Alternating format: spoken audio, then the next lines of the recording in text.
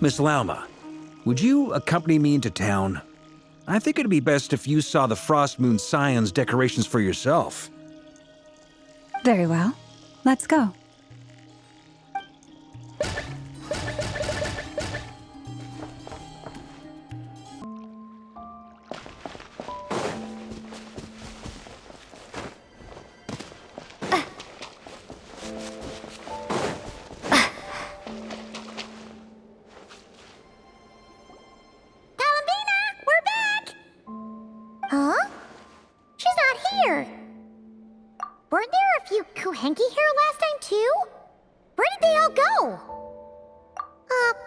Walkies?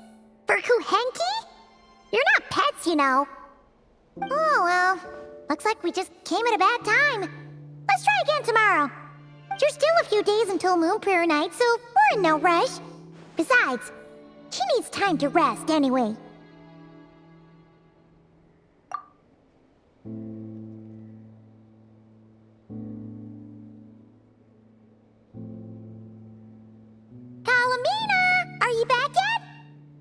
Oh, how strange. Looks like she still isn't here. Right? It's not like her to spend so much time outside, especially since she's worried about attracting unwanted attention. What about Luonatar? Luonatar, you there?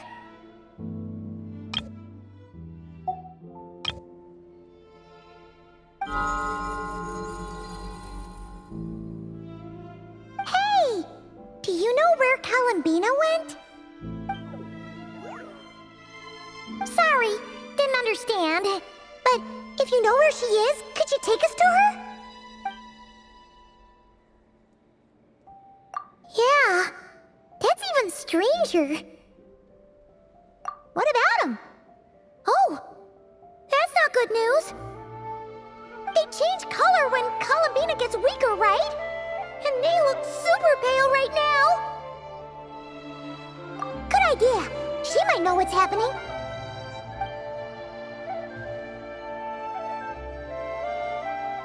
Llama! Ah, it's you. How is Kutar? Is she okay? No, she hasn't. I came here to check on her after I noticed the flowers had changed color. Based on past precedent, she must be very weak right now. Even getting up to walk would be a struggle. It seems unlikely that she wandered off outside. Not to mention that she doesn't do that at the best of times either. So yeah, this is super weird. No. Very few people are in the know about Kutar's whereabouts. And if anyone suspicious had visited, they'd have left some sort of evidence. Come on, let's go to Nasha Town. If anyone has seen her, someone there will know about it. It's Nod-Krai's information hub after all. Makes sense. Let's go!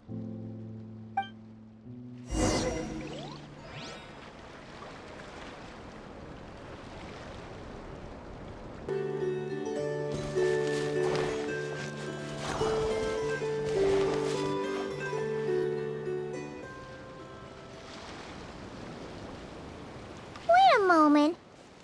Is it just Paimon, or is this stall kind of suspicious? It's never been here before, right? No, I don't recognize it. Alas, your free and easy adventure time is over.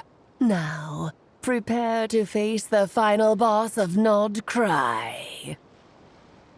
Whoa! Where'd that voice come from? Not sure, but it's definitely hostile. No, not that way. The final boss is right here. The sniffer mole? That's the final boss? Surely not. Also... Okay, the jig is up. I'll stop teasing you. Turn around. I'm right behind you. It seems I've managed to leave quite an indelible impression, even though you've never seen my face. Oh, nothing could make a great maid more pleased with herself.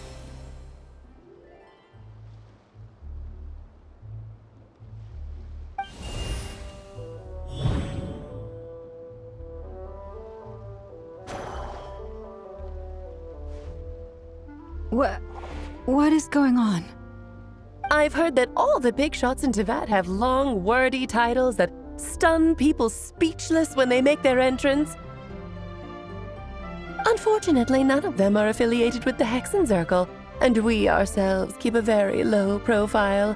The notorious name-dropping doesn't quite work for us. Still, I, for one, think I'm really quite amazing. So that didn't stop me from coming up with a title anyway. Alice? It's really you this time? Not a lantern or a Dodoko, but Alice in the flesh? Oh, that's right. So, what do you think? How does it feel to finally meet me? You look like... Oh, that's the first thing you thought. A little surprising, but that actually makes me very happy. Because that means that when Klee grows up, she'll be just as stunningly beautiful as her mother. So she's a friend of yours? Kind of. This is actually the first time we've seen her in person. I see. Madam Mage, that was, quite a powerful entrance.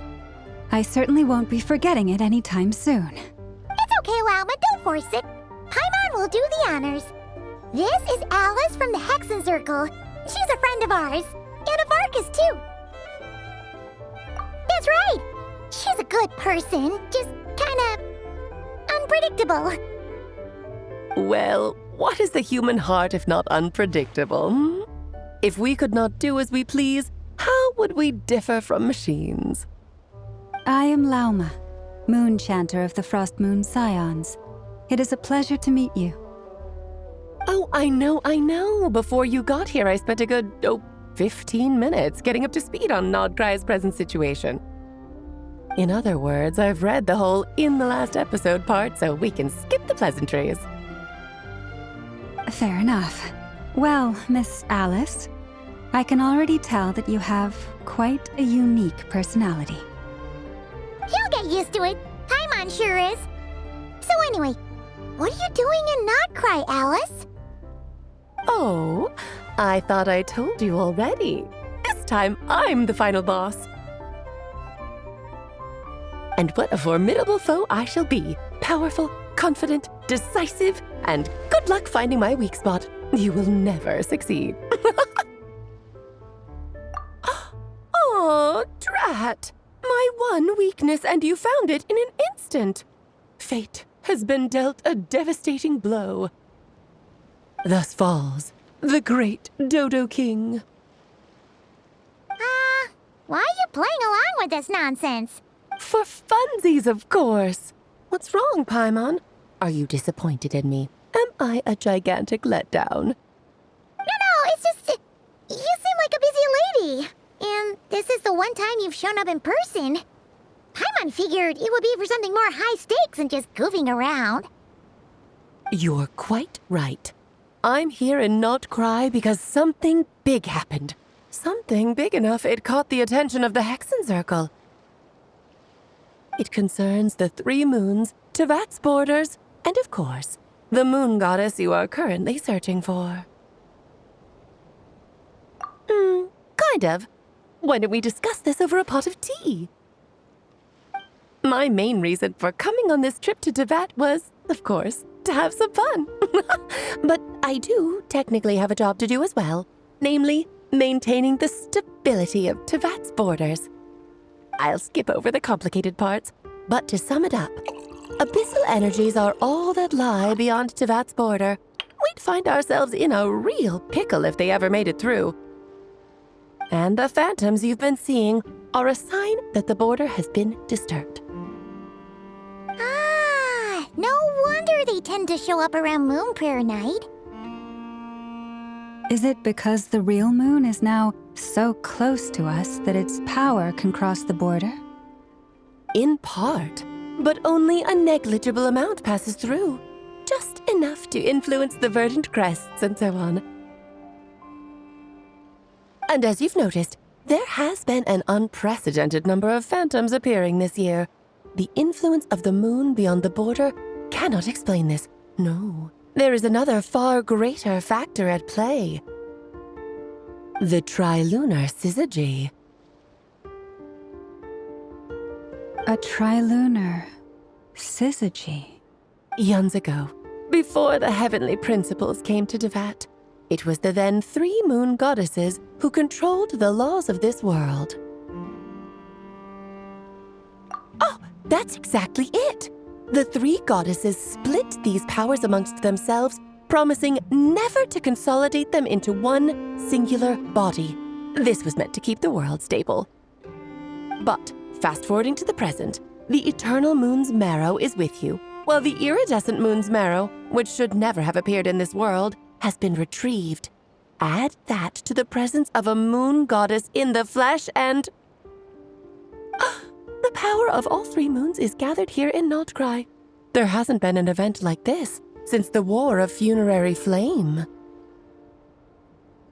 And it's having a noticeable effect on Tevat's borders. Because I wish to give my darling daughter a peaceful, sunny environment to grow up in. Is that a good enough reason? Kinda sounds like you're dodging the question, but it does make sense. Well, that's one reason anyway, and the most important one. The others are a little complicated to explain. For instance, cleaning up after dearest Miss R.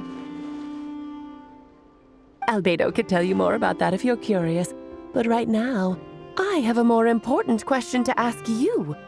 Why are you collecting the moon marrows? I see. Nicole told me about that legend once. Nicole? You mean Mage Anne? Oh, so you remember. Ah, yes, of course. That was a story about fate, her area of expertise. But back to the story of our dear moon goddess. I'm afraid her intended method of returning to the moon is unlikely to work anymore. What does that mean? She may be missing, but she hasn't gone anywhere. She has disappeared.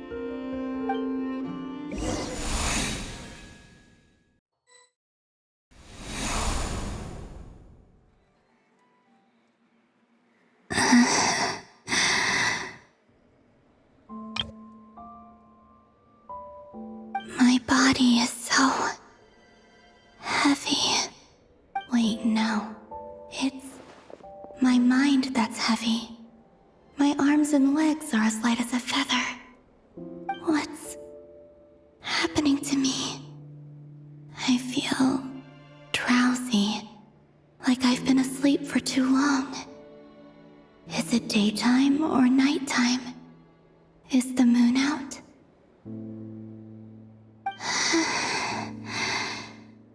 I think I'll go for a walk.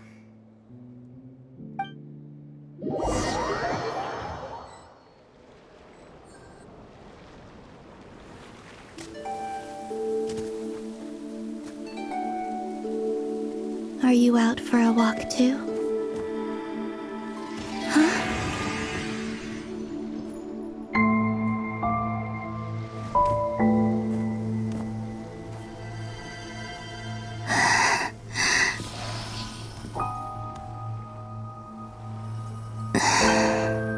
The day has come at last.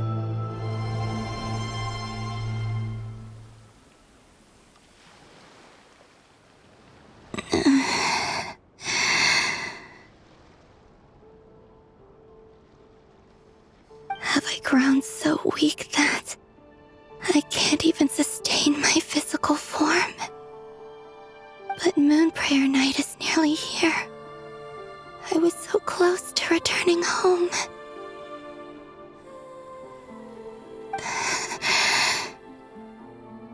Death is near. Is this how it ends for me? Will I return to the moon after I disappear? Or...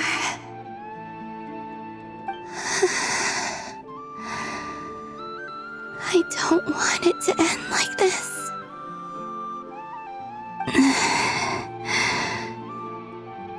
So far, at least, I still exist. Even if not physically, I can still feel.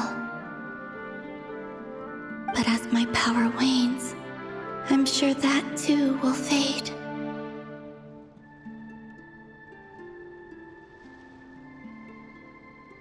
I suppose I might take one final look at this world. The world where I was born.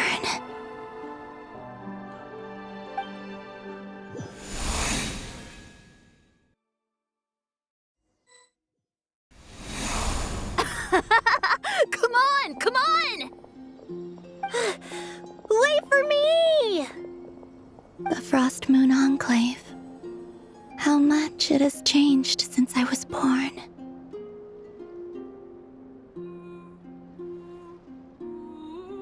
These decorations, they're so heavy. It's times like this when you kind of wish men could be priestesses and acolytes. How fascinating. I've never had the chance to be privy to people's private lives in this way.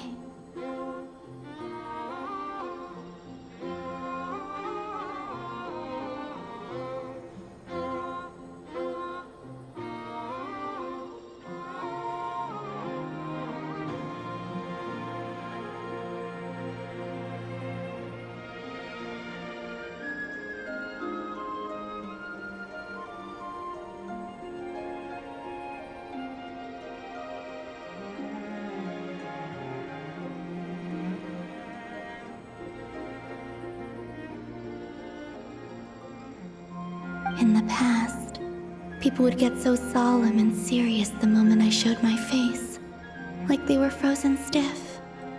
Karina, Lametti, it's time to eat. Coming! I want to watch them a little longer.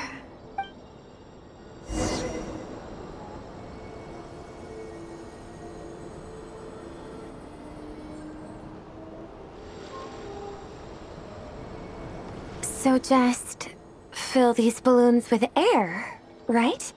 Yep. Try a couple now to test things out. The rest can wait till Moon Prayer Night.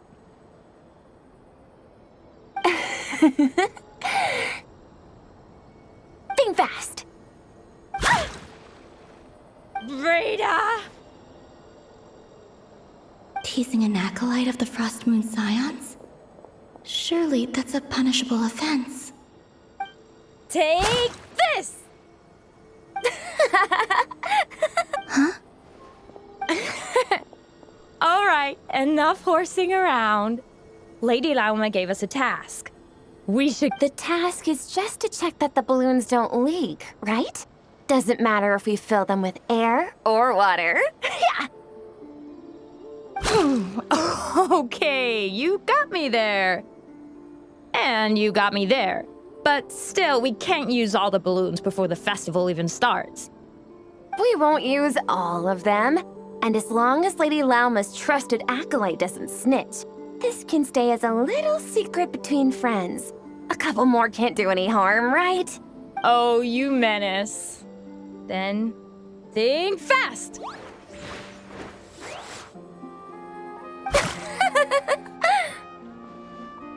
Is pumping a balloon full of water really so much fun?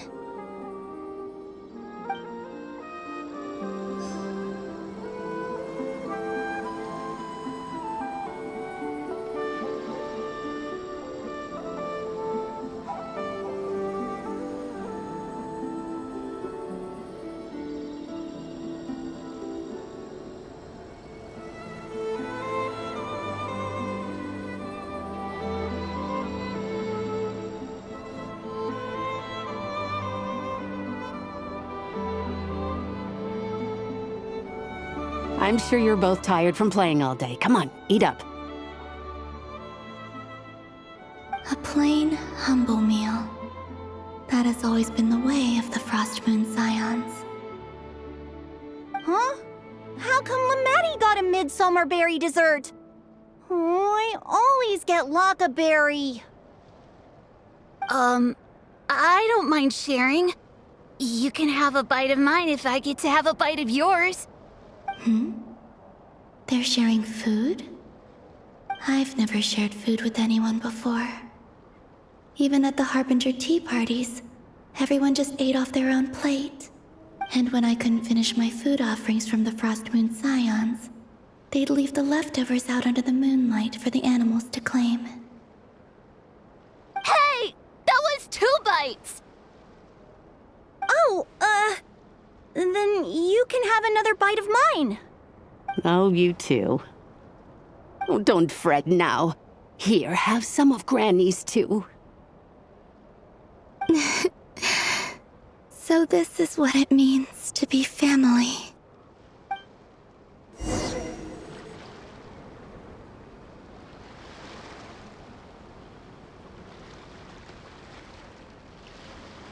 I'm seeing so much that I'd never usually get to see. They'd never act like this when I was around. It's nice, being able to just watch people in peace in these final moments. What a rare opportunity.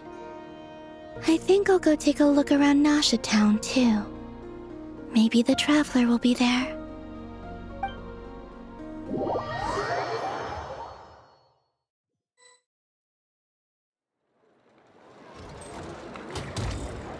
After the War of Funerary Flame, the moon goddesses were no longer recognized by Teyvat. They lost the whole foundation for their existence. That's why the moon goddess's strength is fading. She cannot withstand the world's rejection of her. To be more pedantic about it, the moon goddesses did something to offend the heavenly principles, and that's why they were ousted. Something of a recurring theme in Teyvat's history. Theoretically, speaking so candidly should put me in their crosshairs too, but they can't tell me what to do. I'll say whatever I want. Anywho, the Moon Marrow energies were but a drop in the bucket for her, and that battle against the Ray Hair of Solnarі only weakened her further. Fortunately, it happened close enough to Moon Prayer Night when the Kuvaki concentration here is high. That's the only reason she managed to survive this long. What do you mean, fortunately? You said she disappeared. We're too late. Ugh, what a headache. I thought this was all common knowledge. I guess I have some more explaining to do. Okay, buckle up, it's time for another lecture.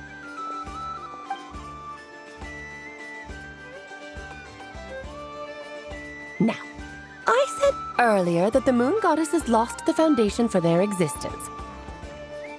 The reason for that has to do with the natural order. Basically, the rationale for their existence in Teyvat was lost. The same logic applies to the present moon goddess too. Consider her existence so far. Her comrades in the Fatui called her Damselette. And she was worshipped as Kutar by the Frost Moon Scions. But these connections have now been severed, whether by her hand or yours. So the rationale that once sustained her existence is now gone. Wait, we did that to her? Oh, well, strictly speaking, yes. But let's not start pointing fingers, shall we? I'll only end up as the big bad villain, and that's not the kind of final boss I want to be. Of course I do. I'm only the greatest mage in the whole entire world. Now, if you wish to find your moon goddess, there are 2 problems we need to solve.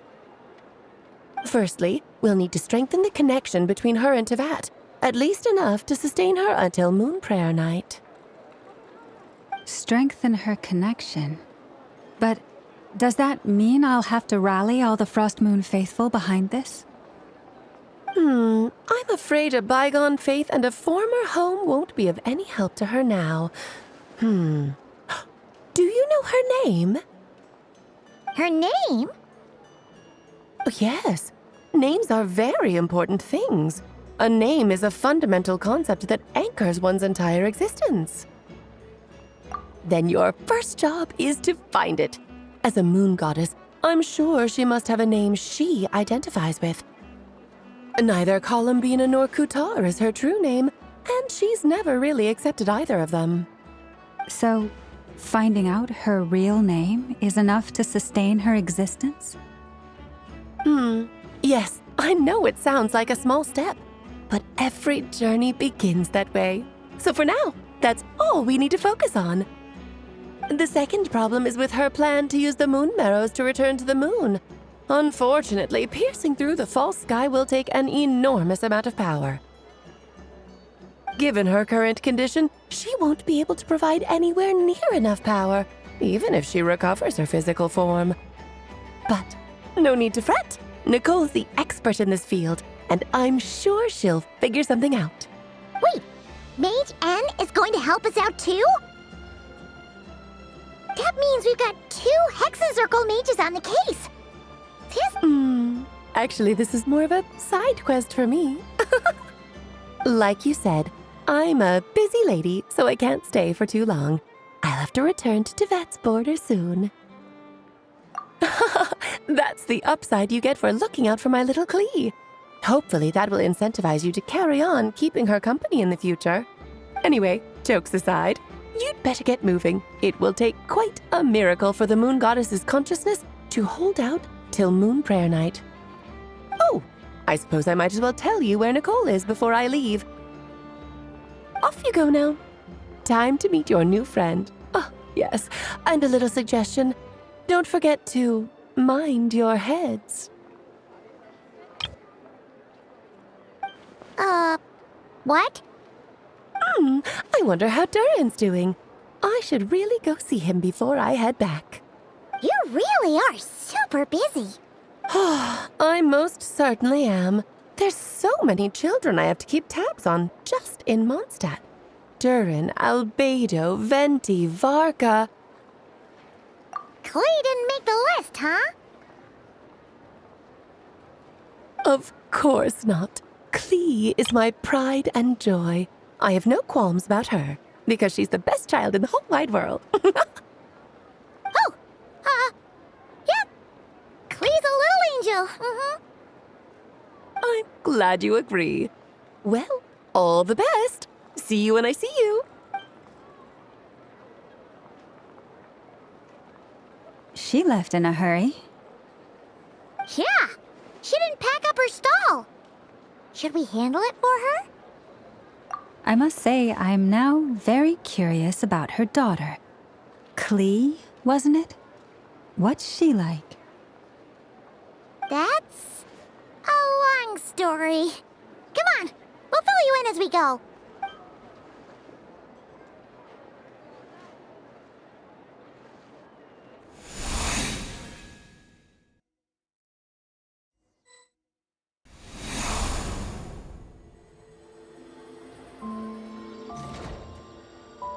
What a lively place.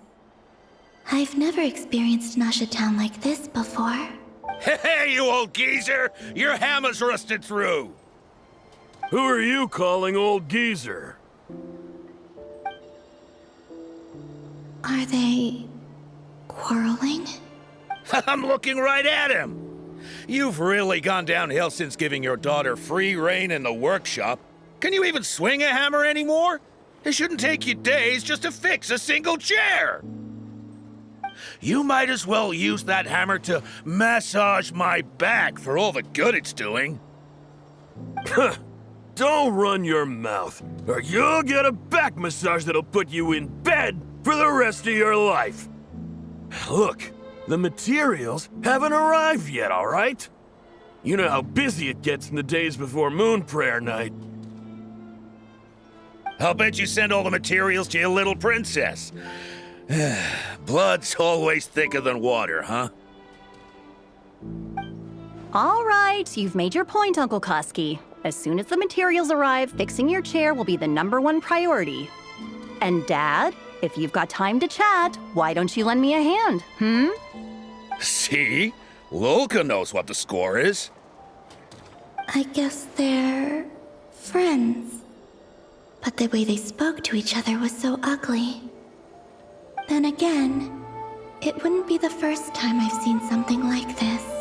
Columbina! Sing outside my door in the middle of the night one more time, and I'll unscrew your vocal cords. You hear me? Drone. So that was her way of trying to be friends with me. What a pity. I won't get the chance to say any ugly things in reply.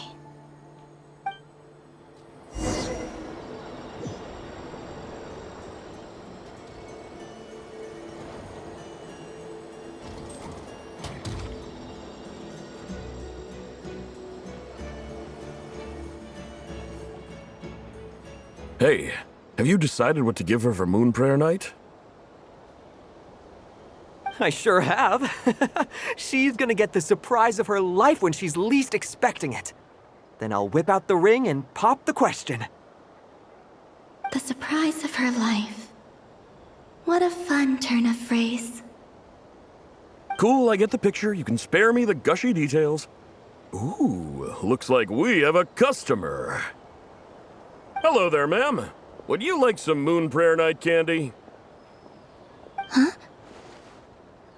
Is he talking to me? Can he see me? Here you go. Oh. Come back anytime. Right. Now, where were we? I don't know why, but...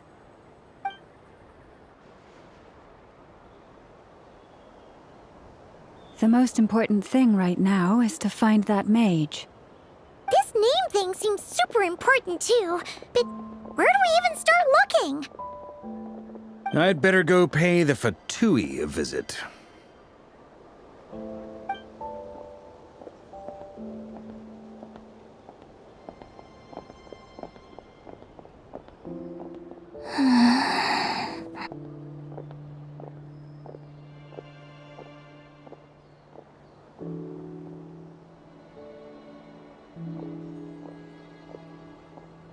Columbina?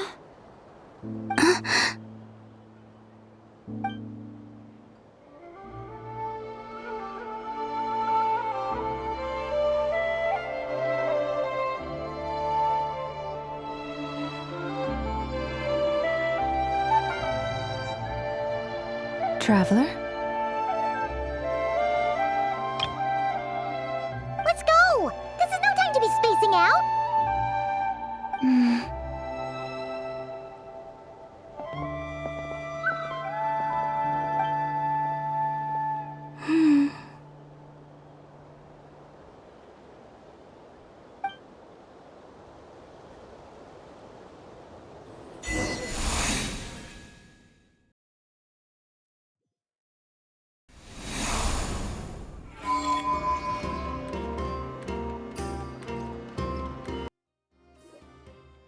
Where are they going?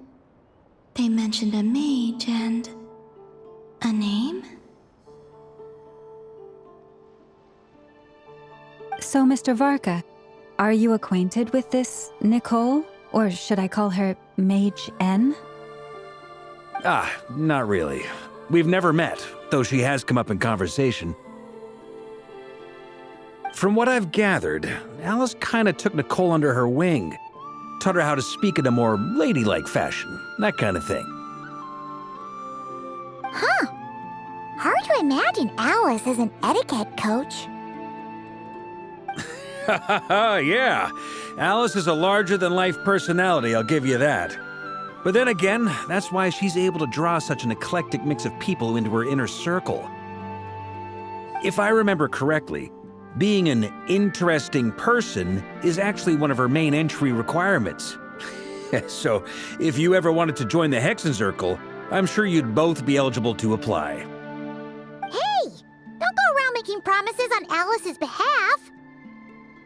I wouldn't dare. I'm just trying to paint a picture of the Hexenzirkel for you. Okay, sure. Anyway, since none of us have ever met Nicole, how are we supposed to find her? We can't just go up to every woman in sight and ask, "Hey, are you Nicole?" Maybe something she's wearing will give it away?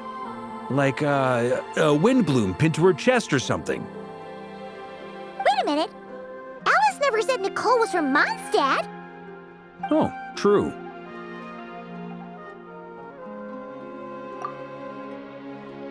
That would be this young lady, then?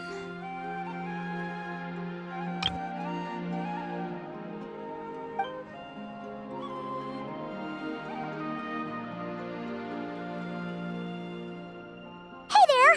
Sorry to disturb you, but are you Miss Nicole? Varka, Knight of Boreas of the Knights of Favonius. Alice might have mentioned me before. Have we got the wrong person? Sorry. Well, this is awkward. When I shook my head, I meant, no, Alice hasn't mentioned you before. Huh? Where is this voice coming from? My apologies. For certain reasons, I am unable to speak. This is the only way I can communicate with you. It might take some getting used to, but I hope you can understand. Hey, it's fine. I'm more shocked by the fact that Alice never speaks about me. I mean, As for you two, we have crossed paths twice before, but it is nonetheless a pleasure to finally meet you. It's really you! Thanks for all your guidance in the past! You're quite welcome. This time, things are different. We have reached the unwritten pages of the story. You might say that we stand at the crossroads of fate. Now then, allow me to formally introduce myself. My name is...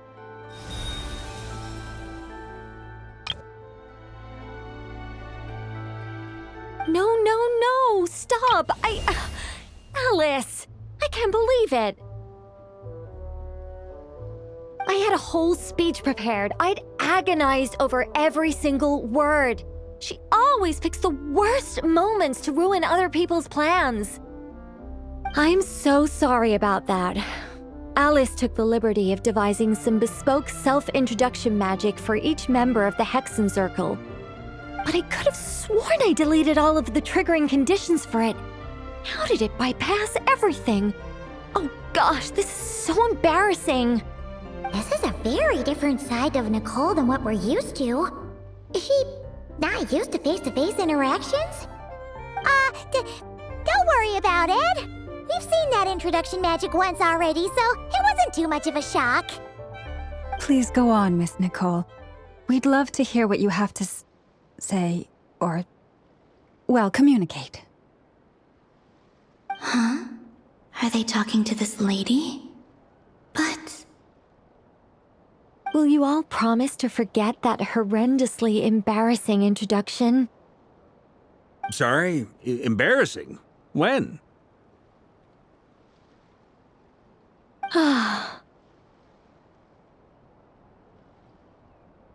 Yes, my name is Nicole, and I am one of a very few angels who have retained both their preferred form and their power. The Traveler and Paimon should be no strangers to this concept. There is another of our kind in Natlan. They call her the Lord of the Night. Right! Paimon remembers her! Yes. Well, I have retained more of my power than she. It's because I don't have a long-term duty to fulfill. No. We'll be here all day if I get into the specifics. Moving on. If I'm not mistaken, you are here because you wish to learn how one might reach the moon beyond the sky. That's right. Is that something you can give us any guidance on? Yes, I do know a way. It began with the Hyperboreans, who lived after the War of Funerary Flame. Blank looks. Maybe I should start with the background of the war. Or maybe not. It shouldn't be an issue. I'll fill in the gaps for you when we have more time. Anyway, after that war ended, the three moons retreated to beyond the false sky. The Hyperboreans were humans I once aided. They accepted the civilization and creations bestowed upon them by the angels. But despite accepting many blessings of the angels, many among them still held on to their faith in the moons. They were reluctant to accept the new order. Even after the War of Funerary Flame, they sought to contact the moon goddesses beyond the sky and receive their guidance. But all three had passed away by that point. This mage has a unique method of communicating. Is she talking about the moons? Yes, but they did not know. And so, still they prayed for the moon goddess's mercy. After building titanic structures that consumed vast amounts of kuvaki, at last they glimpsed the moons and heard their voices. But of course, they were gravely disappointed, for it was then that they realized the three moon goddesses were dead. Oh, that's such a sad story. It is. Humanity was in a very sorry state at that time. The angels who had once aided them were gone, and the War of Funerary Flames had left them homeless and destitute. Just a second, I gotta ask. How relevant is all this history to the task at hand? Well, I mean, it's... Okay, it seems we've drifted into irrelevant narrative waters. It's been a while since I've had the chance to speak inside someone's head. As soon as I got started, I lost control and the words just flowed out like a waterfall. What I'm trying to say is... Right, yes, that's it. The relevant part is the ritual created by the Hyperboreans. The fact that they bypassed the false sky and saw the true moons implies that they successfully built a connection between Teyvat and the outside world. Which means, with enough kuvaki and a sufficiently stable connection, it should be feasible to send one person over the border. Okay, so they built some kind of portal? Oh, yes. A portal. Yes. Is something wrong? You sound disappointed. I just didn't expect you to summarize it so well. It turns out I could have said all that in one word, if only I'd managed to think of it. No, please, it's fine. This is invaluable knowledge. I'll be sure to record and preserve everything in writing. Oh, really? Well, in that case, I suppose I could backtrack and add some more detail. I did gloss over a few things so far. Whoa, time out. Let's summarize what we've got first. The Hyperboreans were the last ones to use this method, right? So we somehow need to find whatever structure they built and make sure there's enough kuvaki to power it up. Luckily, we have the moon marrow of both the eternal and iridescent moons, so we're all good for kuvaki. Which means the key issue we need to focus on is finding the place. Yes. Although I expect the structure is long gone by now. That said, what if we could take advantage of the phantoms to travel back to a time when it still existed? Well, travel back isn't quite accurate. It's more like we'd be creating a handshake between 2 points in space-time. We wouldn't even have to pick a time when it still existed. It could just be a time when it still appeared in phantom form via projection, or we could project our own phantoms, fold them together, and...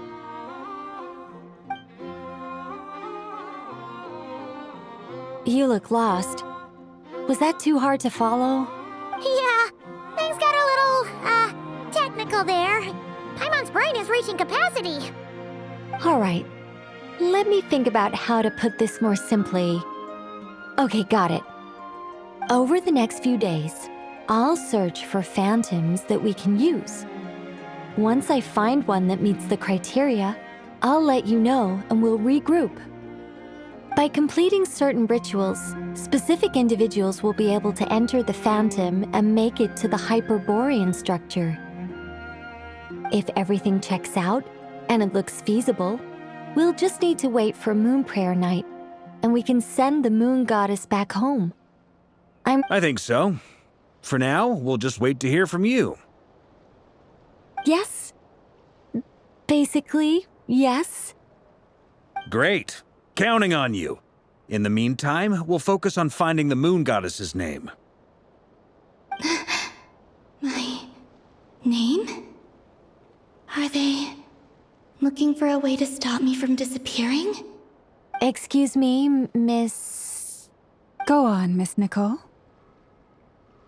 This conversation was a little all over the place. I didn't catch your name. I am Lauma, of the Frost Moon Scions. Ah, I did wonder. I noticed that you listened very intently when I spoke about Hyperborea and the moon's history. If you'd be interested, I'd love to visit you this evening and go through it again in greater detail. Also, if you were serious about making a record, it would be too risky to simply write down the raw details as is. I would suggest some tweaks. Maybe rewrite the stories as fairy tales or fables, perhaps even prayers. Anyway, we can cross that bridge when we come to it. So, see you later then? Oh, and no need to prepare anything. Just a cup of tea will do. See ya! She seems friendly. It's just... It's so nice to find someone who's actually willing to listen. I've been dying for a chance to finally go through all this systematically from start to finish. Now Paimon gets why Alice told us to mind our heads. What did I tell you? A lot of quirky people in Alice's orbit. Now then, the next order of business is, where do we start looking for the Moon Goddess's name? Maybe the rest of what Nicole has to say might give us some clues. Once I've heard her out, I'll summarize the salient points and share them with you all. I'm also inclined to review our other documents. Yes, our faith was first established by our Hyperborean ancestors, but many of the more factually accurate records are from after Kutar's birth. Sounds like we're gonna follow Columbina's journey through Devat, huh? In that case, we'll start by heading to the Frost Moon Enclave. Sounds like a plan. Take this with you. I'll see about getting in touch with the Fatui. It'll probably just be Arlecchino and Sandroni again. They're the only ones who would want to help. Thank you, Mr. Varka. Don't mention it. Honestly, I'm more comfortable dealing with the Fatui than prying into the details of a young lady's childhood. Catch you later. I should follow them, just in case there's some way that I can help.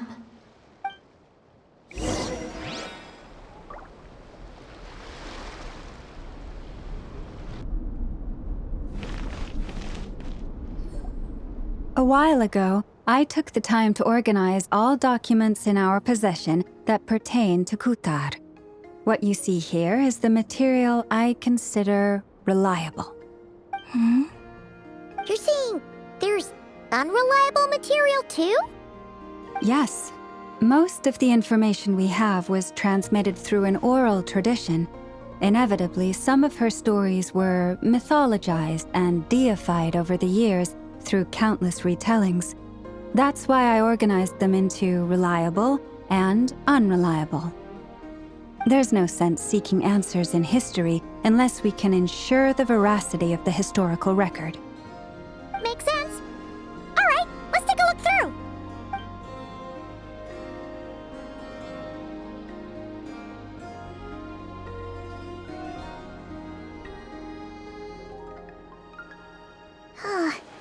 Almost all these records refer to Kutar instead of Columbina. Although neither of those is her real name. Paimon's not sure what point she's trying to make. What we can gather from these records is that the Frost Moon Scions worshipped her as a god, placing impossible expectations upon her. I cannot fault them for their earnest faith, but for all their devotion, worshipping her day in, day out changed nothing. I imagine that none of it resonated with Columbina. It wouldn't surprise me if, even back then, she had already begun to reject the name Kutar and everything it represented. Lama speaks the truth. When I heard them call upon Kutar with hope and expectation in their voices, they may as well have been calling upon somebody else.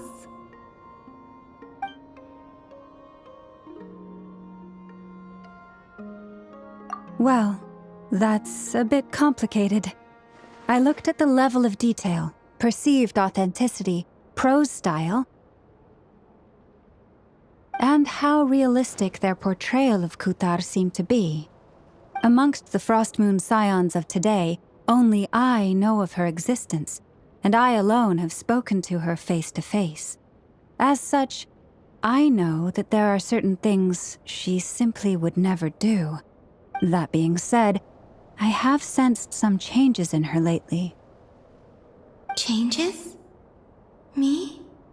Oh, seems like this is getting us nowhere. Oh, for what it's worth, why don't we check the unreliable sources too? Sure. Give me a moment.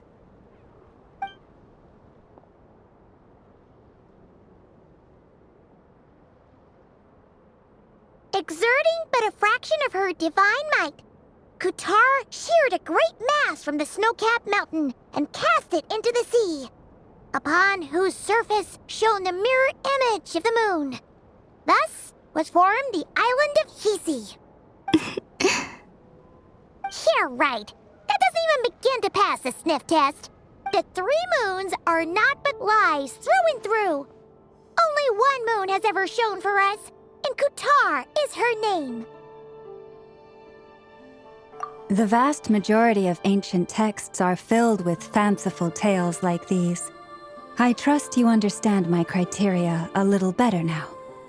Kutar did not speak, merely gazing into the distance in silence. And where her gaze landed, this was her prophecy. Clearly, whoever wrote this text never even met Kutar. Otherwise, they'd know that her eyes are always closed. What about you, Traveler? What are you reading? Come on, let Paimon see. The child wished to build a wooden nest with which to shield a fledgling bird from the cold. But being so young and lacking in strength, the child could not snap the branches from the trees. Kutar was passing by. Upon seeing the child, she summoned forth the Kuhenki, who built a beautiful nest for the child. I remember that. Not knowing the meaning of Kutar's divine intervention, the child dared not to respond, and thus ran home to call their parents. But Kutar was gone. The moon chanter declared the event a miracle and took the nest as a relic, placing it on high for all to see. The child was named as one favored by the goddess and was greatly respected amongst the people. Yet, no further miracles were bestowed, and this matter was forgotten in but a few years. Huh. Any thoughts after reading that? Yeah. Columbina probably just wanted to join the kid in making nests. Ah. I'd originally considered this a fabrication, because Kutar did not perform any similar actions in subsequent records. But now that I think about it, it does seem like something Columbina would do. She didn't know how other people would interpret her actions. She was probably worried about making things difficult for people. And so, she gradually stopped joining in. Yes. Oh, that's so sad.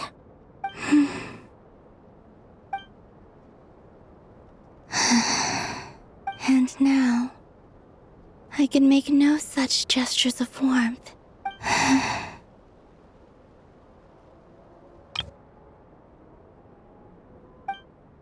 Still no name. That's a bit of a shame. But we did learn some interesting stories. That's gotta count for something. Farkas said he was gonna set up a meeting with Arlecchino and Sandrone, right? Let's go back to Nasha Town and see how he's doing.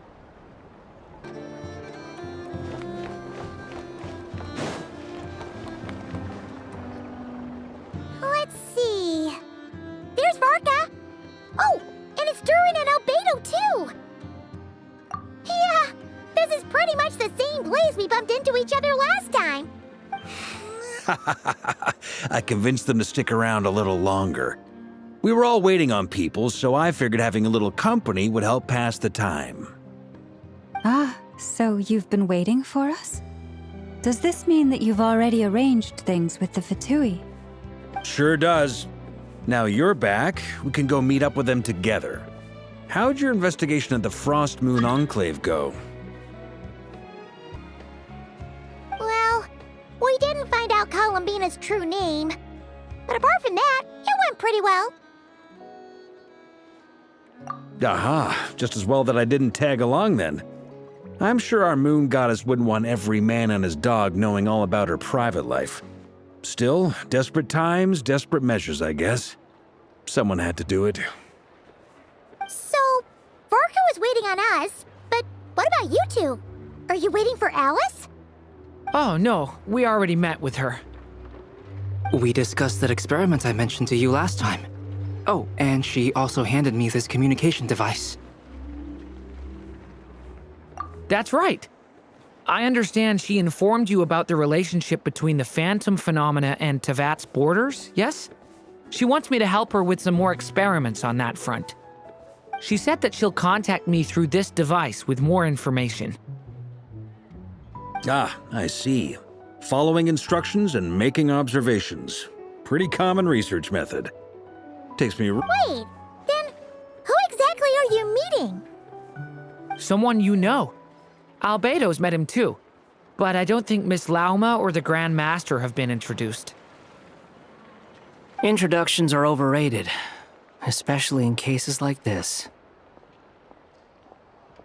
It's you! So, it's not like the academia has prohibitions against going abroad. Also, I applied for leave. I've been writing to Hat Guy since obtaining a human form. I've already brought him up to speed on everything that's been going on in Nod-Krai. Hat Guy? Turns out, I actually have heard that name before. Oh? Then why did you react the same way I did? I only knew the name, not the fella. But since we're all here, let's do some introductions for what it's worth. I'm Varka, Grand Master of the Knights of Favonius. Lauma, Moon Chanter of the Frost Moon Scions. And I'm a Driosh from the Vahumana Darshan of the Sumero Academia. Hat Guy.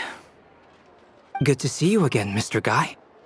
I believe we last saw each other on the boat ride here.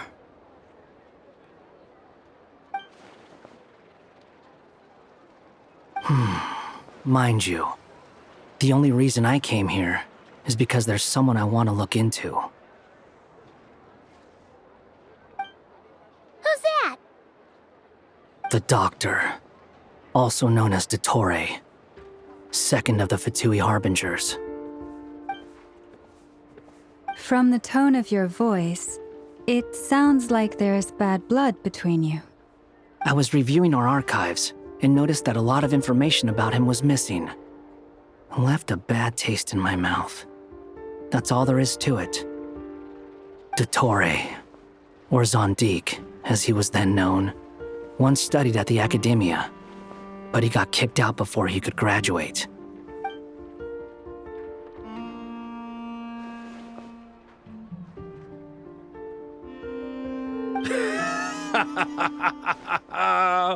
So the Harbinger's #2 man is a college dropout? How embarrassing for them. Last we heard, he was planning something. We actually heard that a few times before, even coming to Nod-Krai, but we haven't seen a trace of him since we got here. He only appears when something interests him. For all we know, he might have left already. But the fact he did something here at all is worth noting. It'll fill a couple extra lines in his file. Why does it sound less like a file you're writing and more like a criminal record? Anyway, we were just about to meet 2 of the other Harbingers. Want to come along? You might learn a thing or two about him there. Sure. Even though they're harbingers, well, they're old acquaintances of ours, so, you know, when you talk to them, try to be... I got it. The Frost Moon Scion's relations with the Fatui remain tense. Forgive me if I do not attend. In that case, we'll continue assisting Miss Alice with her experiments. Good stuff. Everyone's having a fruitful time. All right, we better get going. I'll lead the way.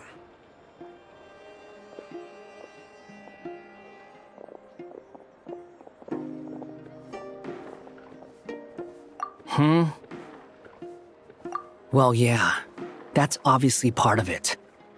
But I'm not the only one who has a score to settle with him. Neither you, nor Lesser Lord Kusanali, nor I want to see him meddling with things again. What's the hurry? Don't worry. Pigeons always know which way home is.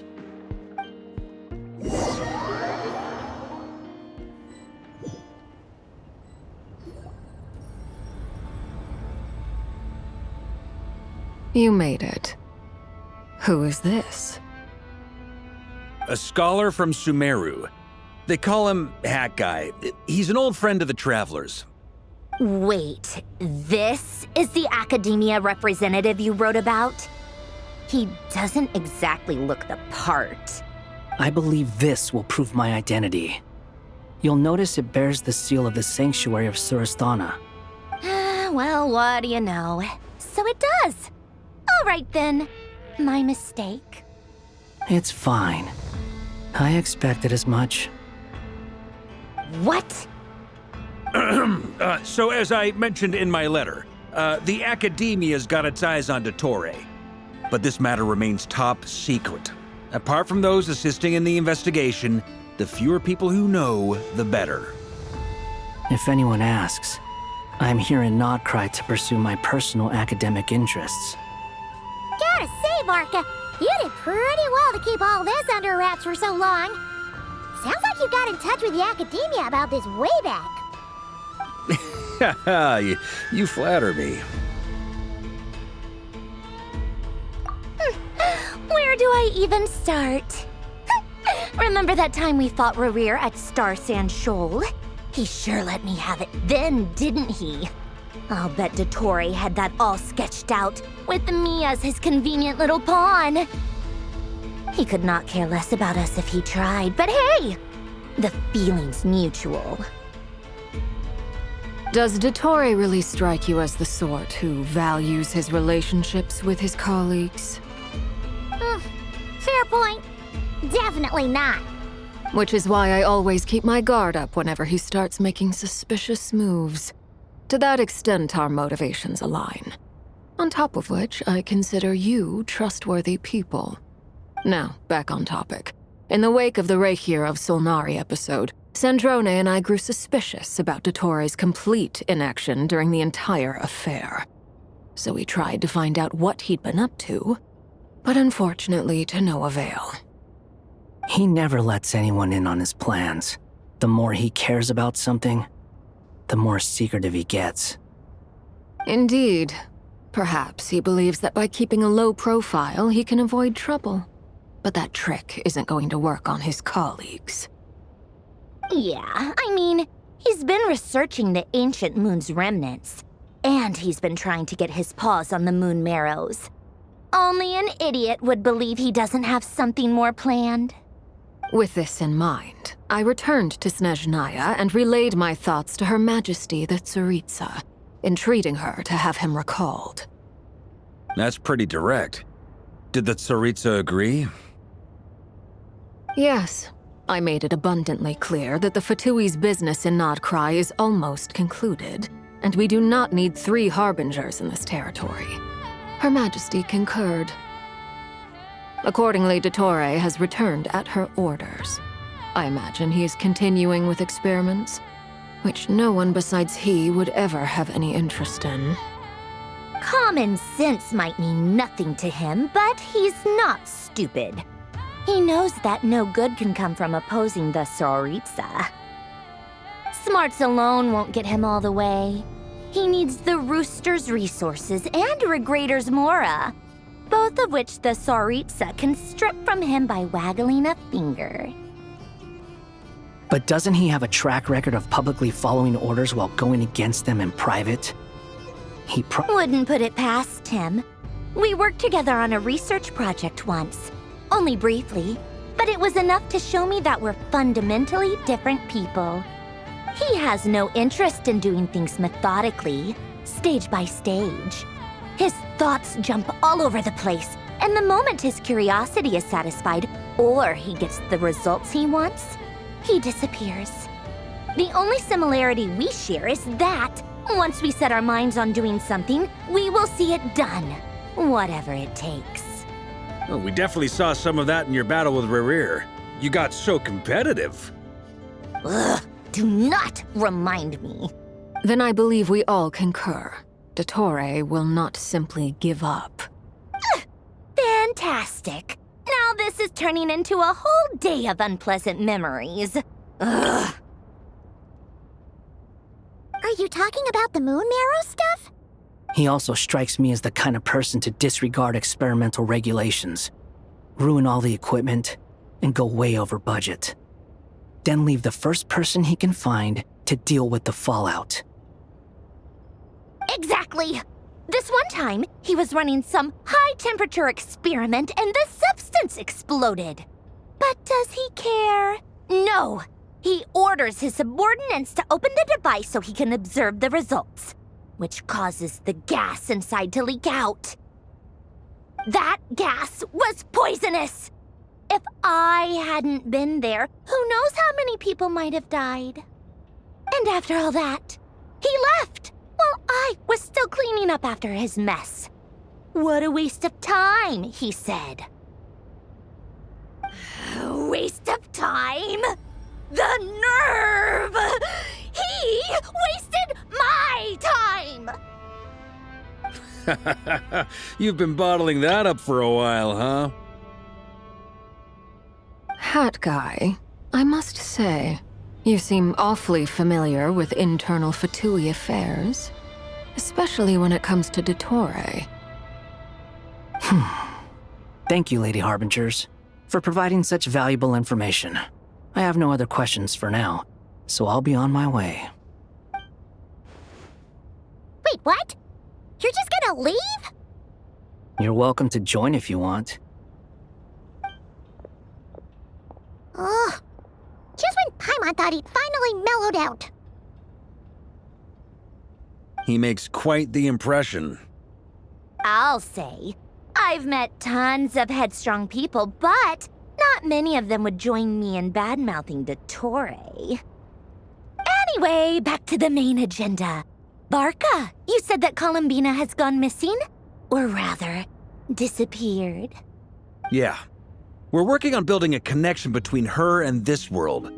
The simplest method is to find out her real name. I've actually asked her that question before, but she said she didn't know. Considering our relationship, I doubt she was lying to me.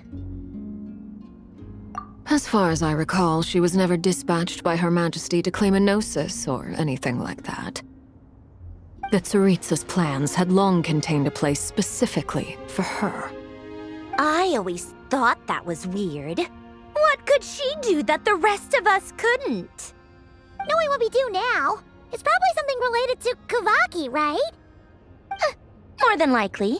When she first arrived, Columbina would often go to Her Majesty and ask when she could start the task assigned to her. But Her Majesty always gave the same reply. The time has not yet come. So she spent her days in Snezhnaya doing basically nothing. The Tsaritsa has summoned a beautiful blind maiden to be a harbinger, giving her the third seat by virtue only of her enchanting voice. It was a dumb and stupid rumor. But the reality of the situation made it. And what happened after that? I imagined she stopped caring. She no longer seemed to care why she had been recruited, and Her Majesty never gave her any missions. So she just continued to sing in the flower garden. For my part, I was busy. So busy, in fact, that watching someone be that idol had me fuming. But still, I got the sense that she had long been used to a life of other people claiming she was needed when she wasn't. I just felt that having a place to stay would cost me something eventually. And so I waited quietly for the day that I would have to pay the price. And on the other end of that spectrum, you had me. Someone once told me that I had the lousiest work and the toughest luck. That's a good way of putting it. I forget who said it, but those words have always stuck with me.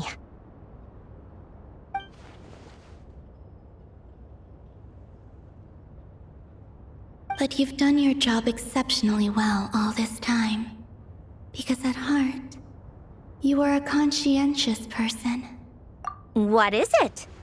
Something come to mind?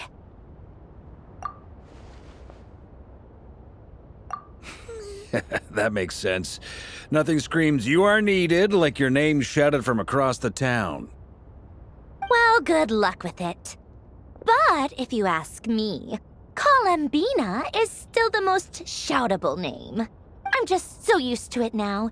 After all the arguments we've had, I can't be bothered trying to remember another name for her. Nor I. Sandrone. Harlequino.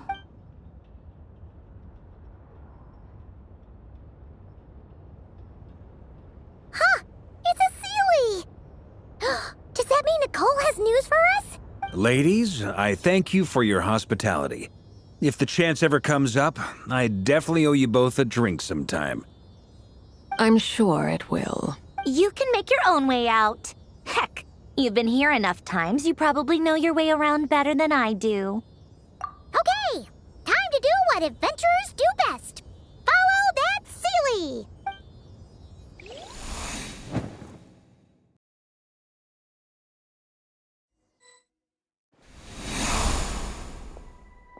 Here you are.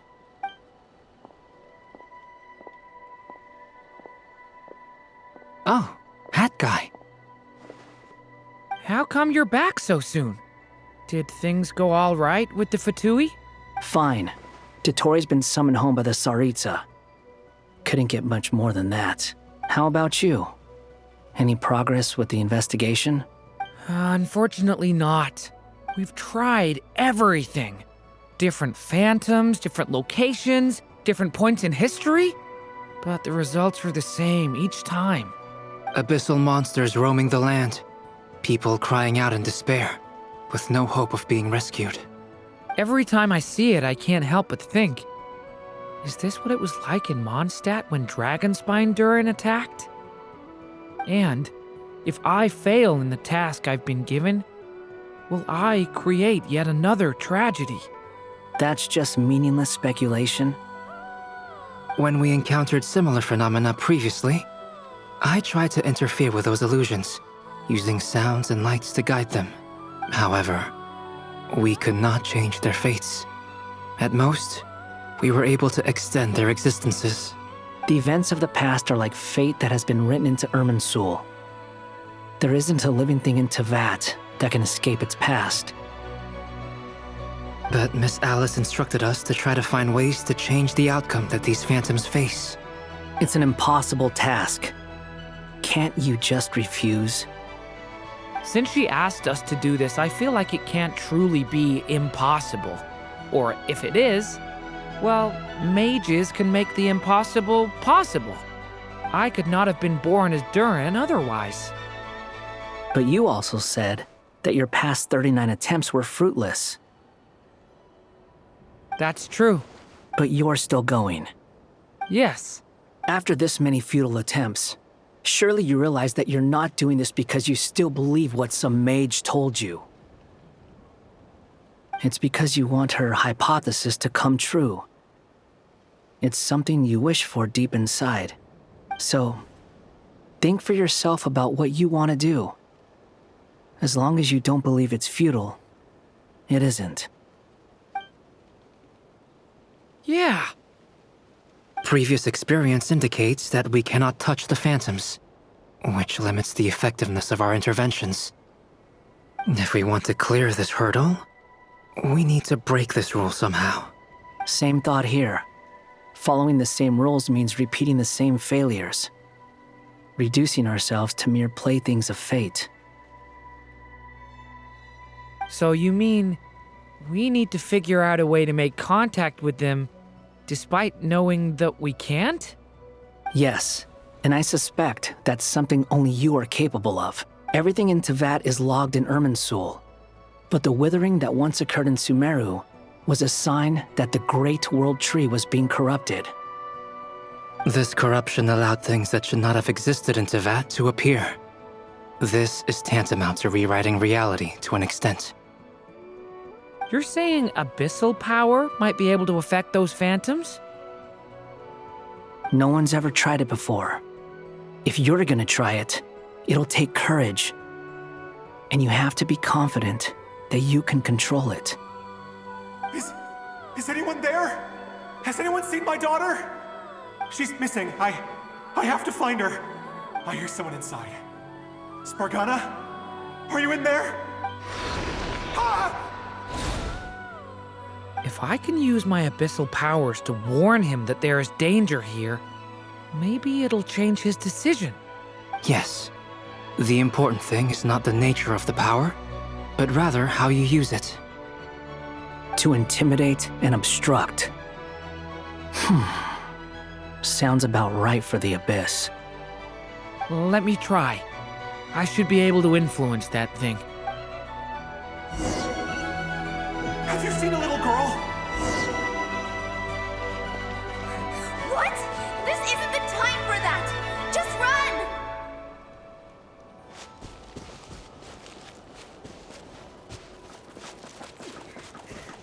I hear someone inside. Spargana? Are you in there?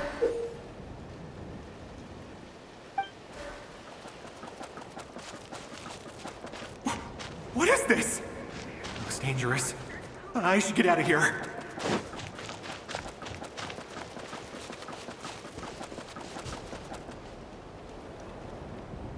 He really left. Ha! We did it! Don't celebrate too soon. Follow him. See what he does next. Monsters approaching from the front. You need to stop them and create an opportunity for him to hide.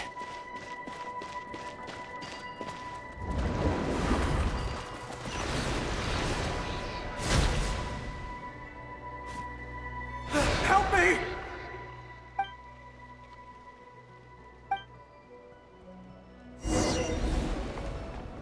Monsters approaching from the front. You need to stop them and create an opportunity for him to hide.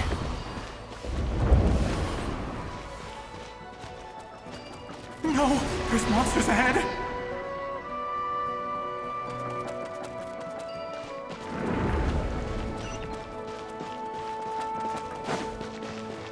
Wait, is that the barrier I saw earlier? Why is it appearing now? It's as if someone's controlling it.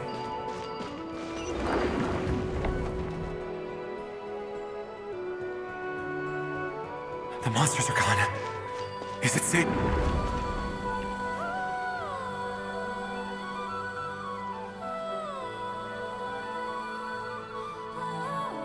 The barrier's gone too. How odd. Anyway, I guess I'll keep going. Quickly, let's keep up.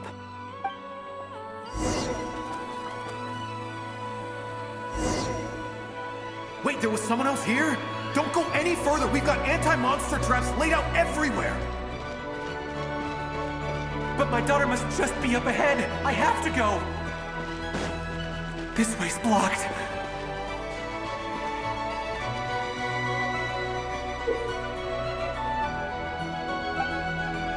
We might be able to use the explosives over there, but we need to take care not to hurt him.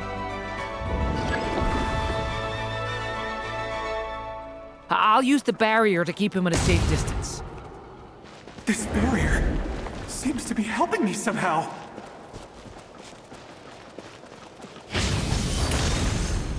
Hey, wake up! Oh, no good. Gotta keep moving ahead.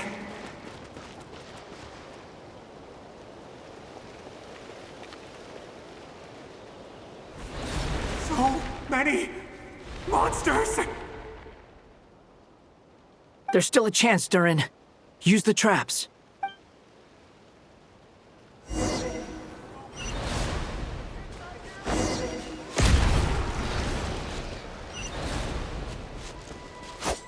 Stay back! Help!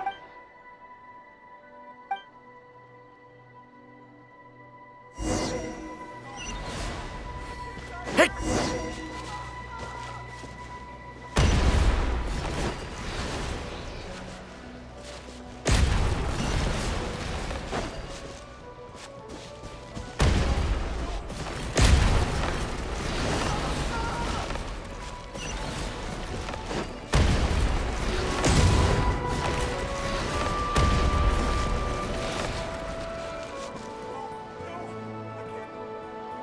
This is a new development. I've never seen this happen before. We might just be able to save this person.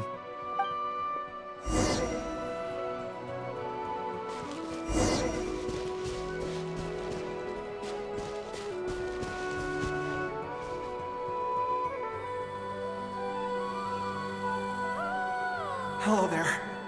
Have you seen my daughter? Spargana's her name. She's carrying a large backpack. Get out while you still can, you fool. You won't find any survivors here. But I can't just leave her here. She must be so scared right now. Sorry. Wish I could help, but I haven't seen her. Okay, thank you. If I do find her, I'll get her to shelter and come back for you. Don't bother. I've got nowhere left to go. What's that noise? Monster! No, if he goes inside, he'll be walking into a trap. Let's try this one.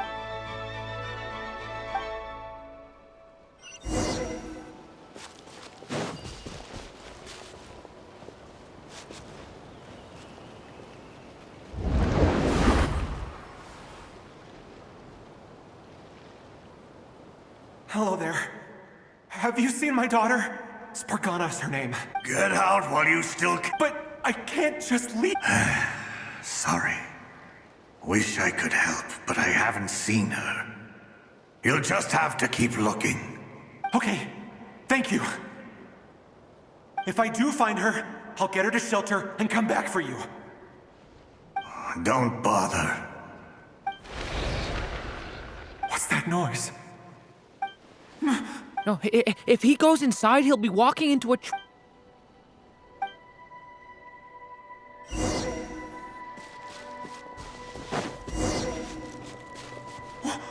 Why? How will I know where Spargana's gone like this? You know what? I'll trust this strange barrier. It's gotten me this far after all.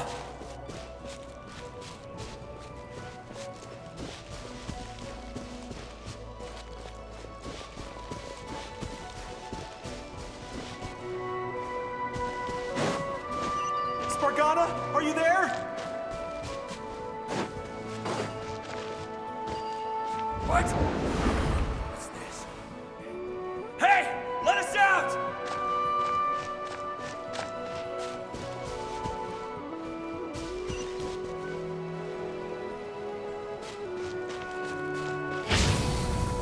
Devouring Claw!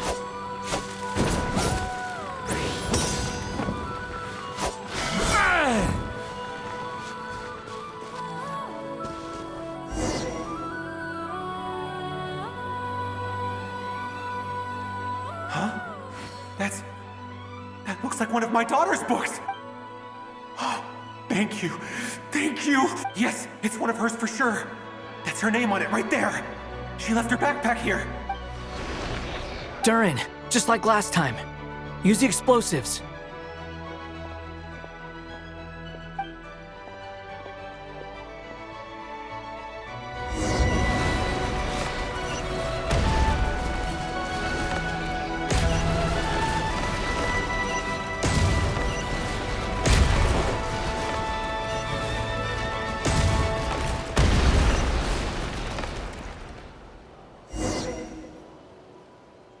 It won't work. There's not enough left. If he makes it in, he'll die. But then, this clue could be the key to him finding his daughter. It might not be the only one. Better he misses that clue than loses his life. I guess so.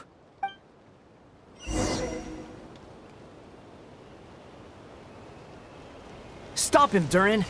We can't let him get any further in. That's my daughter's book! She's passed this way! Why? I've searched and searched and searched just for this! I no longer have anywhere else to go.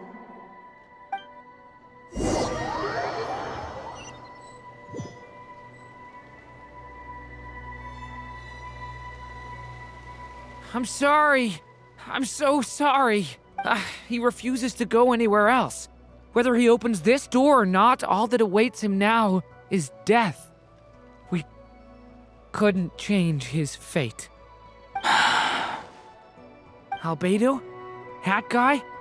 Let's try one more time. I don't know how we're gonna do this, but I don't want to give up either.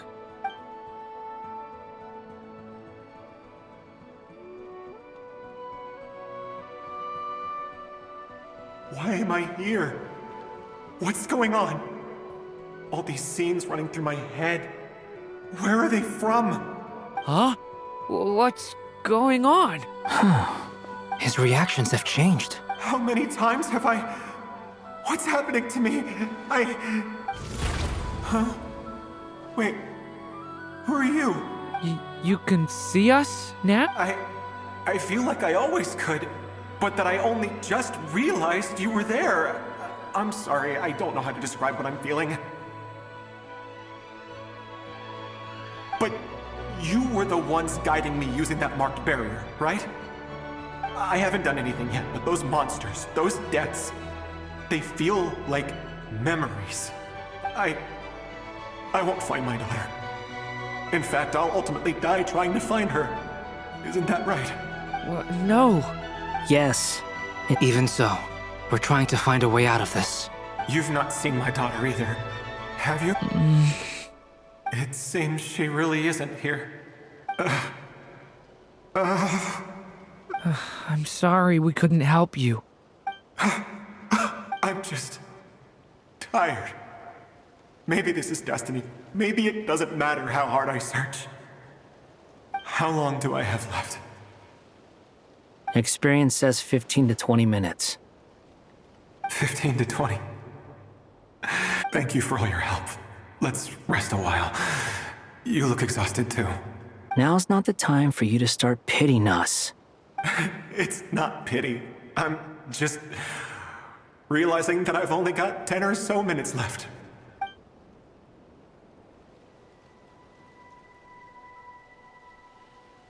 You say you're from Mondstadt, yes? A place with windmills, where people enjoy limitless freedom? And you're from Sumeru, where they've built an academy into a giant tree? Yes.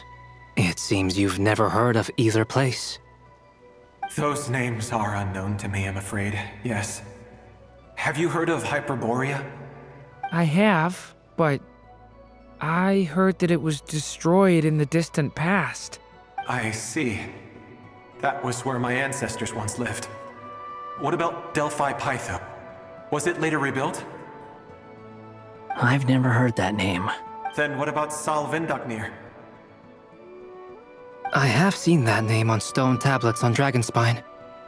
But I'm afraid the only things left of that place are its ruins. I see. Sure enough, there was no way to turn this around, huh? I'm sorry. I was the one who asked to chat, but it seems like we're too many ages apart. There's barely any common ground to start from. It's all right. We did hear something new, at least.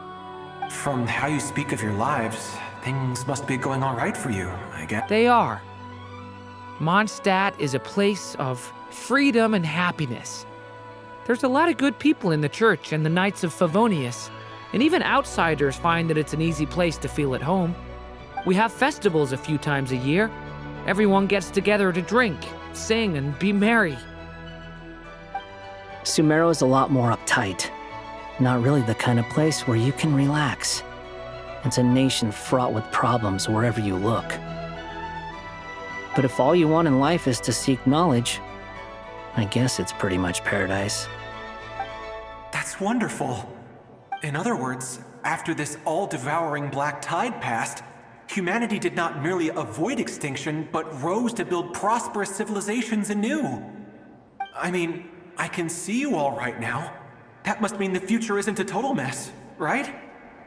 That's true. Well, time's almost up. Let's part ways, I think. Might be best if you don't waste too much time on me. The chances are slim, I know, but I'd like to spend these last few minutes looking for Spargana. If things work out, I'd love to tell her about what I've heard. May we meet again. Well, or not, most probably. In that case, may your wishes come true.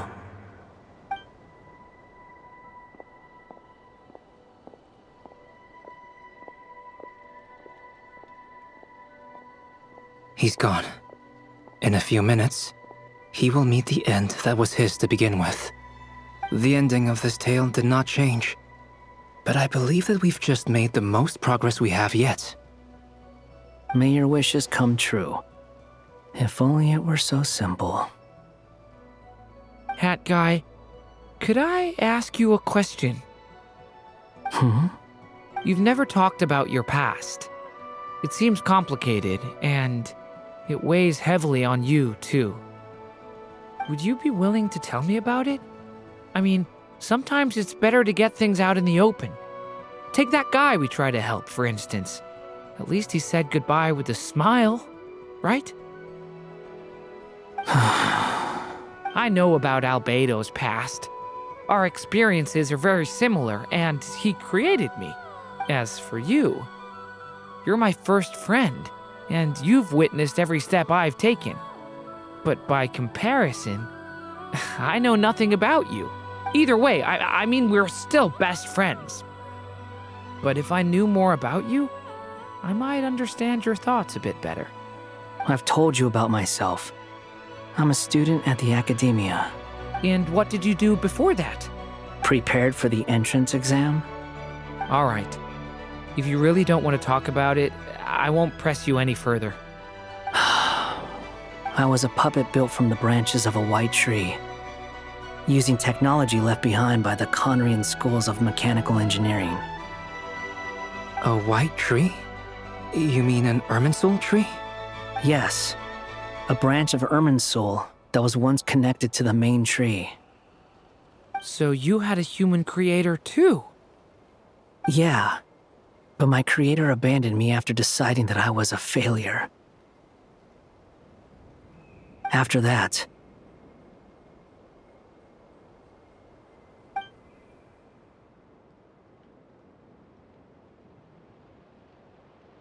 Durin, resisting the influence of the abyss, suppressing the urge to destroy, trying to do the right thing. None of these things are easy. But no matter how hard they are, trying to rewrite past wrongs is far harder. You asked me if you would create a new tragedy if you failed. I told you there was no point speculating about that. But the real answer is, yes, you absolutely will.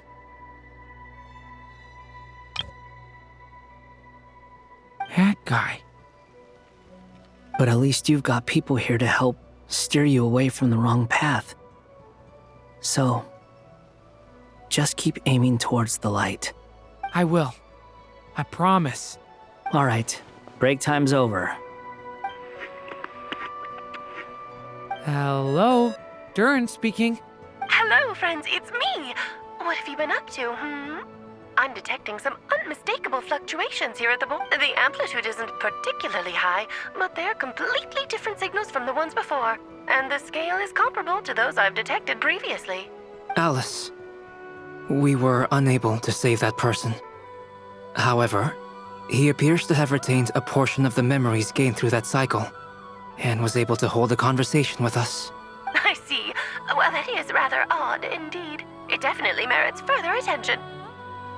Could I trouble you to keep trying the same approach? I need to gather some more data. Counting on you. I should probably have Nicole come and check this out as well.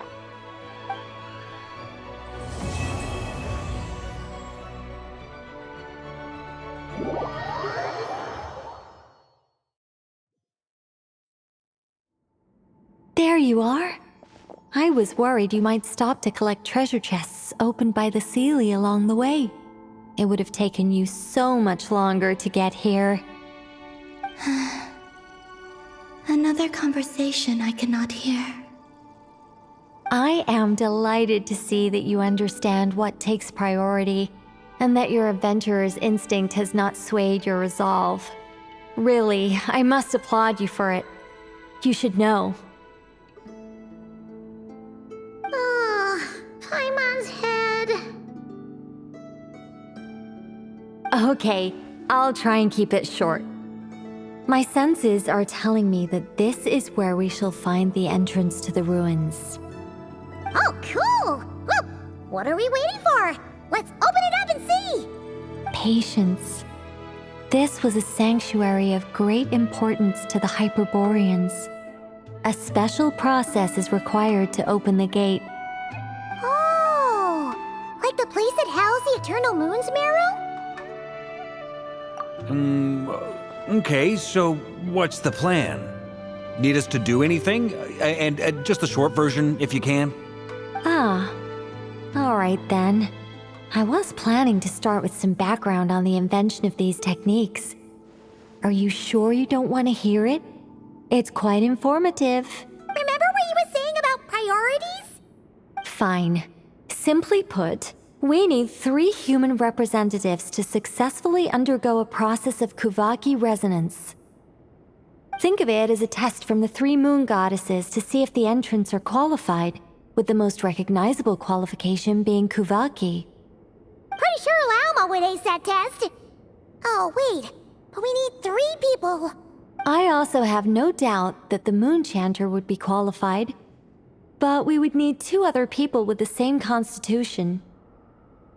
Therefore, the most feasible method is not so much to follow the rules, but to figure out how the test functions and find a workaround. I've done some research, and it turns out the mechanism is rather crude. We'll simply need humans to stand before it who have sufficient Kuvaki energy within them. I'm with you so far. How do we get the Kuvaki in them? The easiest way would be transfusion. Take some Kuvaki from Nod-Krai's soil, put it into the bloodstream, and get it circulating in the body. So we're going to cheat on the test? Precisely. There are other methods, but this is the simplest one. Cheating the system is much easier than trying to hide from it. Huh? Sorry? Does the idea of cheating upset you, Miss Lauma? No, that's not it. I suddenly had an idea. Ooh, what is it? It's about Moon Prayer Night. I figured out a way for Kutar to join in the festivities. Huh? But as Paimon said, we need to have our priorities straight. Let's get back to the test. I'll follow up with Nefer on the festival arrangements. Oh, okay. Anyway, is this really the best method we have? A Kuvaki transfusion sounds dangerous, no matter how you slice it. If you think that's dangerous, wait till you hear the other methods. I'd be more than happy to go through them if you'd like. There are several. No need, we're good. Let's go with this one. Very well. Kuvaki transfusion it is. Now, I should mention that the risks can be greater or lower depending on individual compatibility. It would be rash to simply infuse the Kuvaki and hope for the best. If the body rejects it, the reaction can be quite severe. The symptoms are similar to another condition that some people living here suffer from, known as congenital Kuvaki sensitivity. So, before we execute our plan, I will perform a simple test of my own to see who is compatible and who is not. Once that is done, we will have to complete the resonance process as rapidly as possible. The participants must remain stationary while the Kuvaki circulates and bonds with them, and they mustn't eat or drink anything. What? No eating or drinking? That's some hardcore fasting. They'll all be monks by the time they're through. 3 days. Oh, that's so long! And we still need to find 2 more people who are not just compatible, but also willing to volunteer. Fasting? What are they talking about? Really? Don't you want to think this through? Haha, count me in too. 3 days without food? I can handle that. Miss Nicole has made it clear that this is the easiest way. The way I see it, there's nothing else to discuss. It's time to step up. Yeah, you're right. In that case, Paimon volunteers to be captain of logistics. She'll keep the fires lit and grab some spare clothes to keep you comfortable. Then we'll start with you first, Traveler. Please step forward.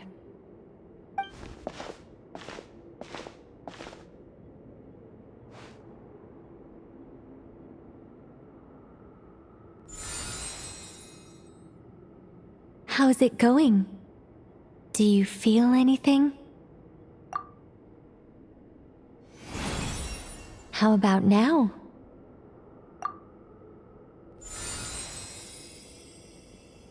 And now?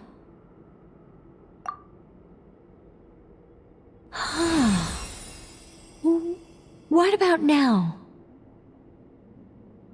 You guys, it's not a competition, you know. All right, I'm officially impressed. Even as a descender, you can withstand far more than I imagined. It's like I summoned a giant stone titan to arm wrestle you, and your arm hasn't even moved an inch. In my last attempt, I infused 5 times the amount of Kuvaki required. Yes, safe to say, compatibility won't be an issue for you. You're eligible to join. You're next, Mr. Varka. Sure, here goes nothing. All right, I'll start where we left off. 5 times the required Kuvaki dose. Whoa, whoa, whoa, hey, wait a minute. How's it going? No, not great. I kind of want to puke. Feels like I've been drinking too much. A few bottles of wine, then a big stein of Dark Horse, with some hard liquor from Liyue mixed in. You think this is funny? I just lost to a young lady in an arm wrestling contest. My apologies. I'll lower the concentration and try again. Oh.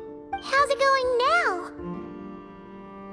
I'm not as dizzy as last time, but I can still feel it pulsing around. In that case, you wouldn't be an ideal choice, Mr. Varka. Let's try someone else. Okay, let's go ask some of our other friends then.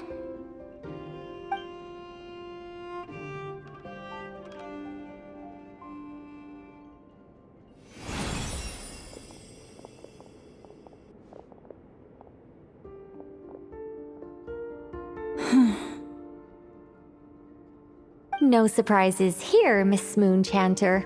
You're perfectly compatible. You made...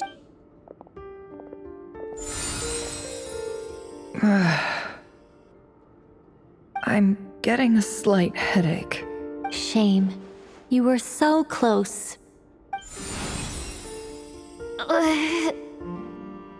Whoa, I'm itching all over. Allergic reaction. We can't have that. Huh?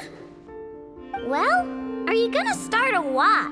The Hexenzirkel is an organization that cares for and protects children. We will not have them do dangerous things.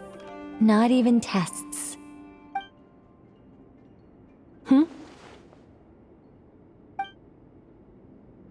Is something the matter? The candidates have to be human. I guess that rules me out too. Huh. Everyone except the Moonchander got beaten. Guess I don't need to feel so bad after all. I mean, looks like this isn't gonna be as easy as we thought. Perhaps I could ask for volunteers among the Frost Moon Scions.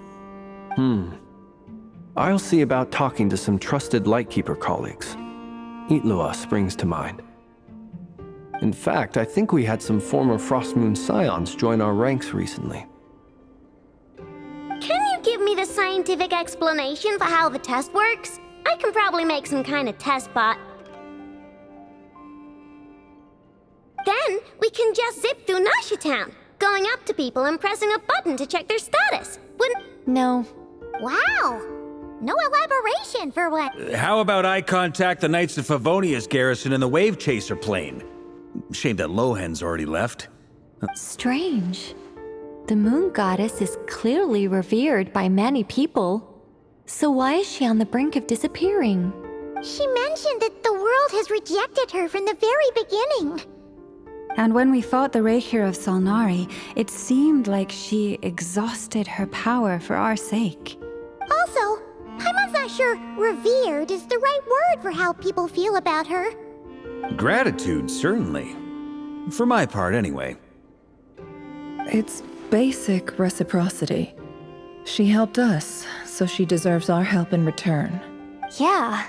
Even though she looked like she didn't care, she still saved a ton of people, including me. A review of the relevant data leads me to conclude that Miss Columbina is a good person. Yep, you bet!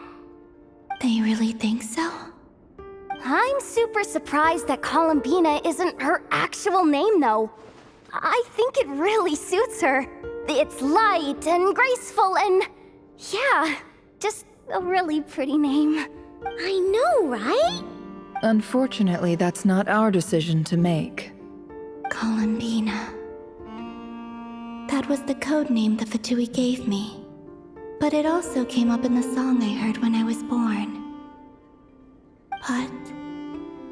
is that really all there is to it? Is there anyone left who will still call me by that name?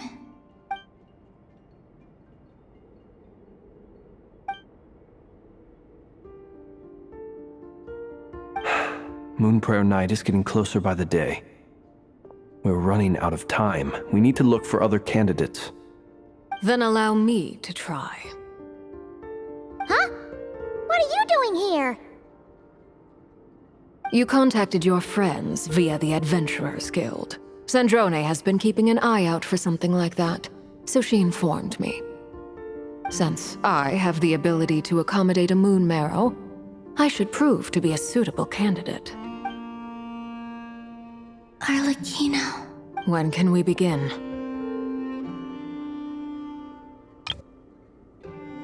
I see. We can begin right away.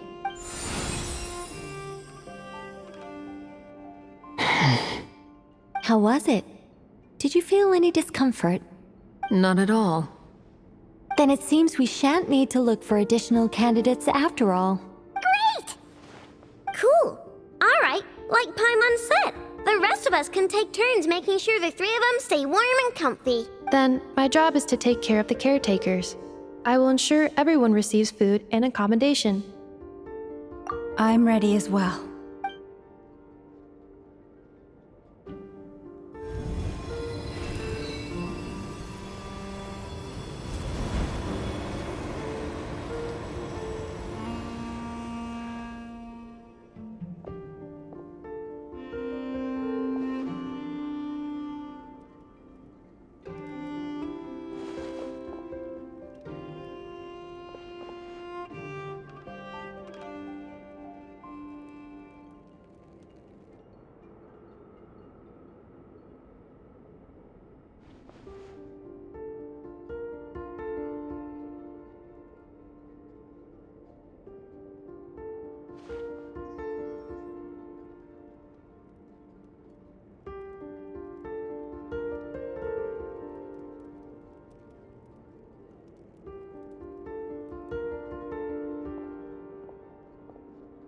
The work is done. The sacred scroll shut. The stars grow dim, the people silent. The white sun sets, the silver moon rises. O path to the temple, appear now before us.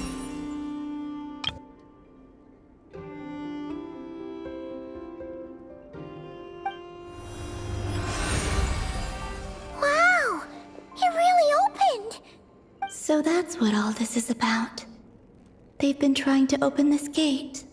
Come, let us enter. It might be best to eat something first. Take care to chew properly and swallow slowly. It will give your body time to readjust to the digestion process. They will head in soon. They will need to enter this gate.